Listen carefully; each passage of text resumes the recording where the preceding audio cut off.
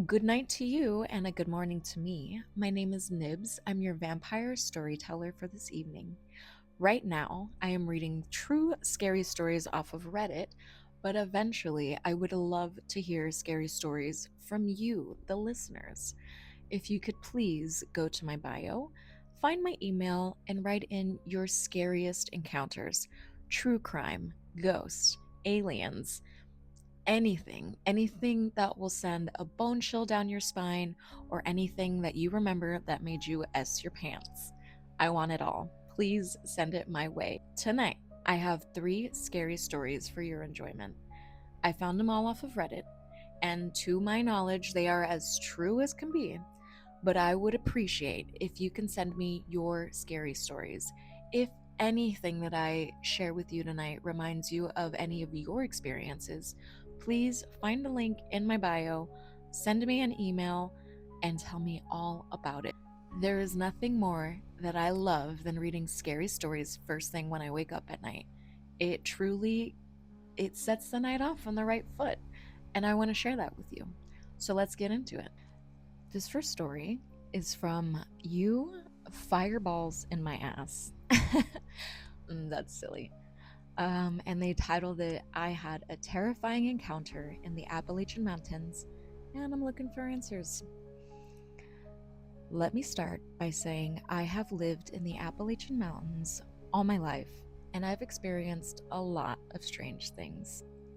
My family was Irish and settled in West Virginia. That being said, I have learned a lot about what really lurks in these dark woods, but this was like nothing I had ever experienced before.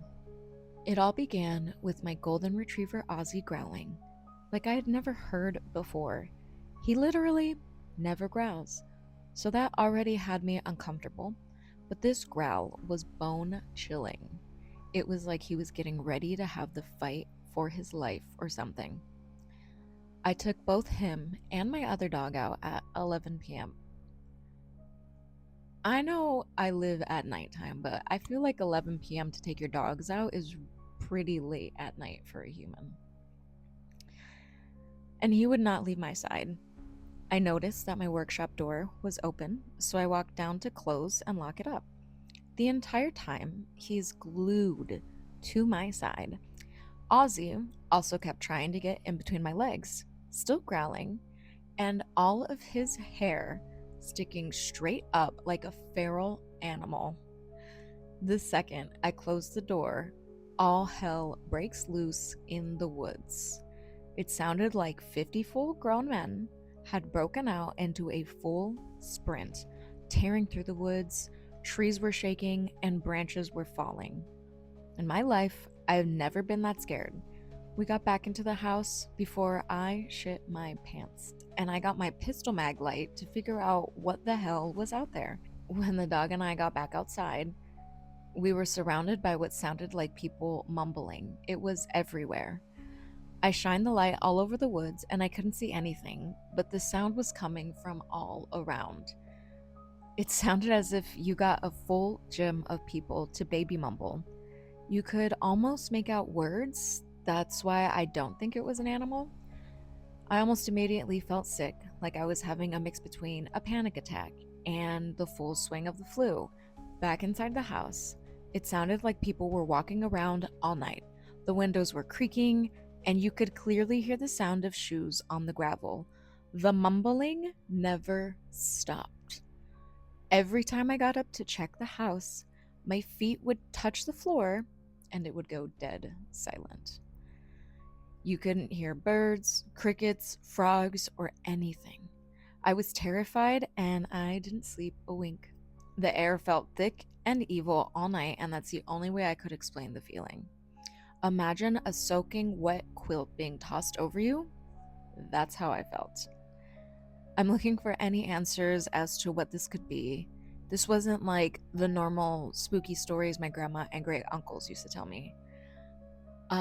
No, this is scary. I live in California, and one day I would like to travel over to where the Appalachian Mountains, but yeah, I don't know. It's scary. I'm a nighttime creature, so this would not be fun for me.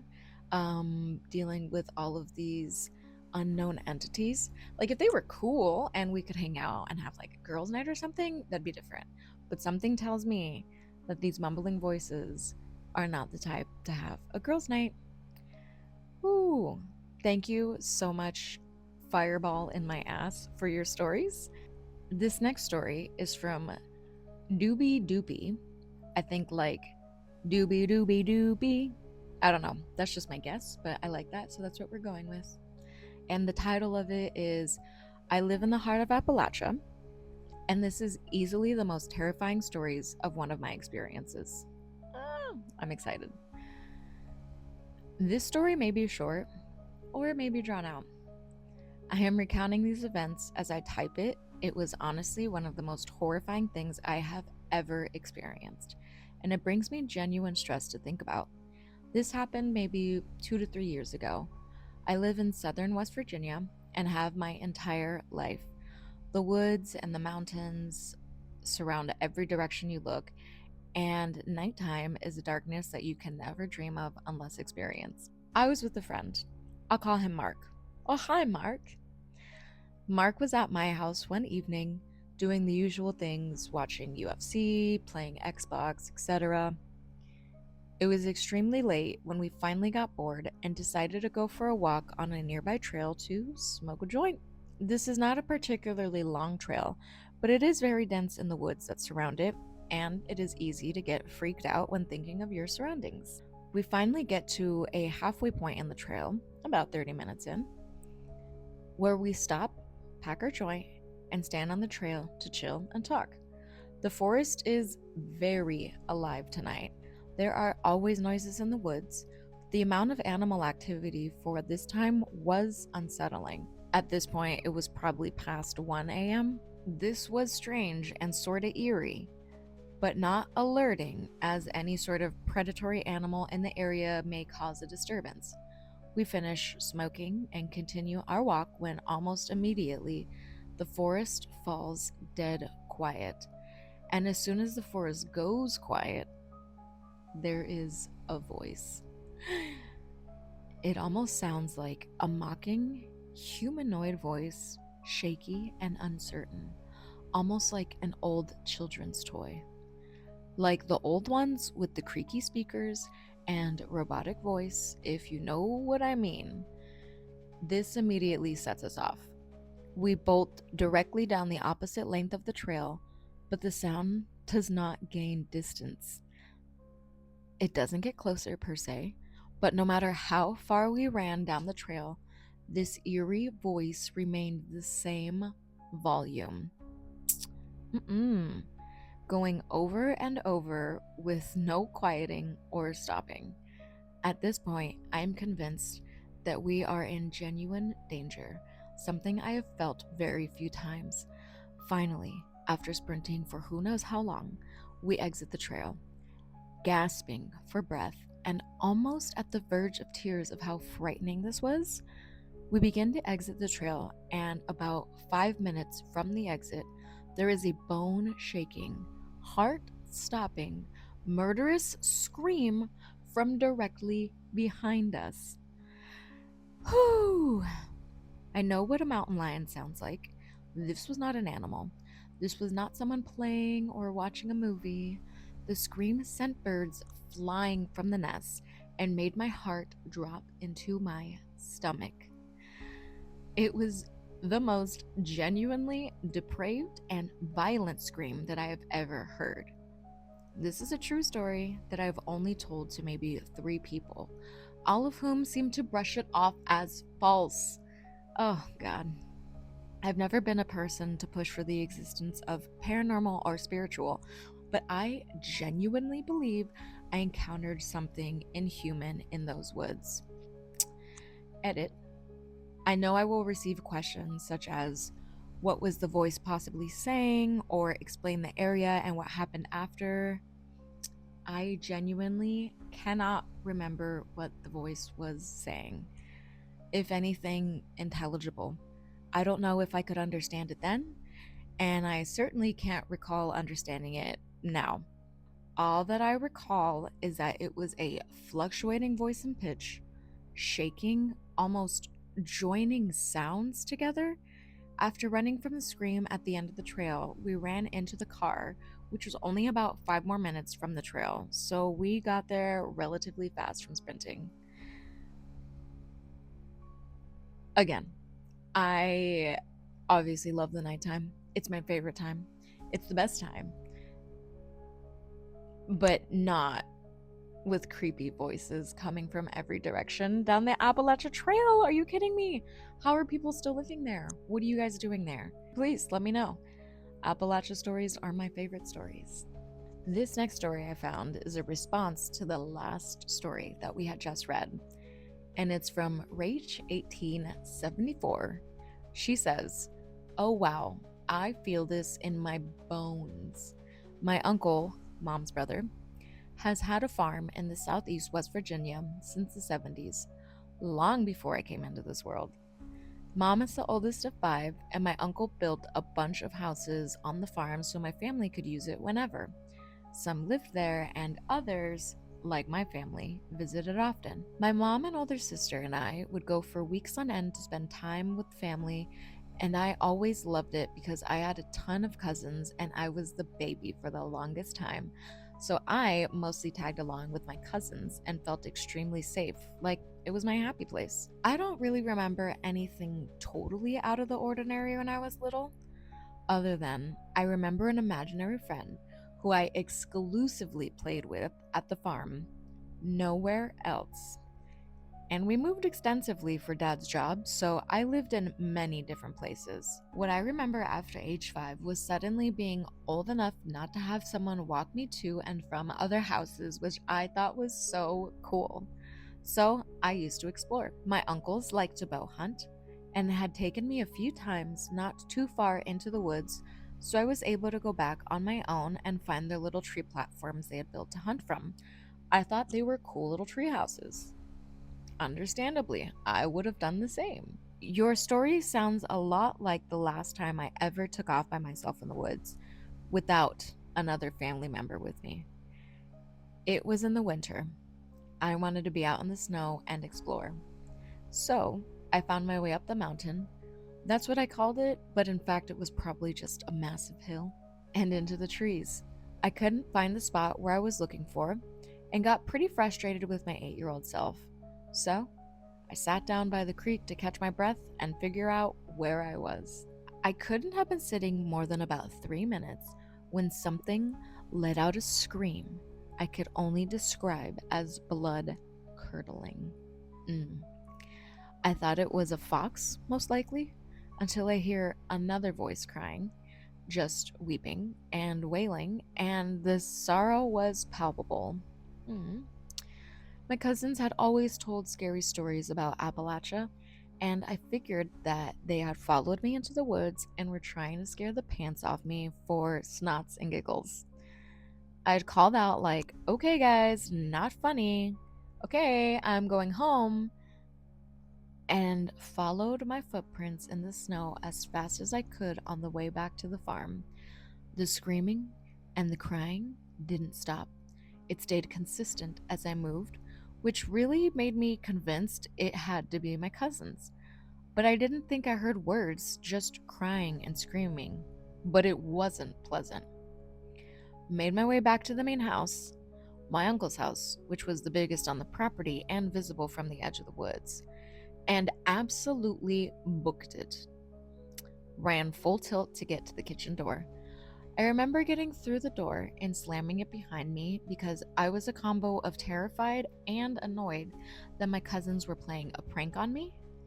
The closest cousin in age was 9 years older than me, so I was always the butt of the joke. Yeah, well, wouldn't you know, every family member was accounted for in the living room/kitchen. The older male cousins and my uncles were in the kitchens putting their snow boots and coats on to come look for me.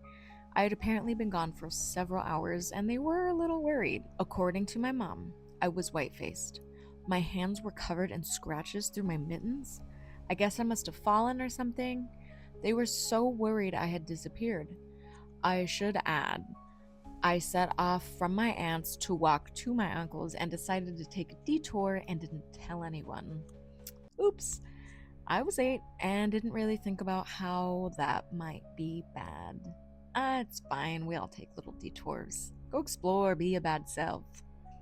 My mom said I looked like I had seen a ghost.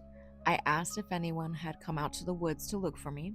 They said, no, we've been looking at the different houses and they were just about to come look for you because they saw your footprints go into the woods.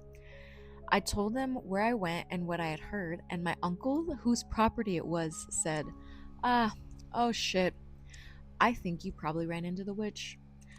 I'm over here thinking, oh, some crazy lady lives in the woods and probably stumbled near her cottage.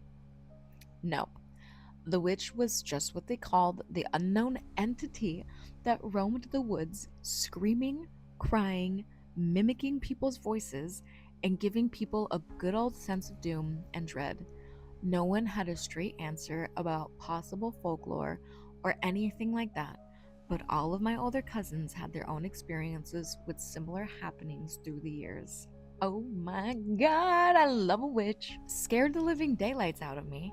And while I've been back to the farm over the years, I can tell you I've never once set foot near the woods tree line, even as an adult. I was grateful that my family didn't think I was crazy, but they said a general rule is to not be in the woods alone.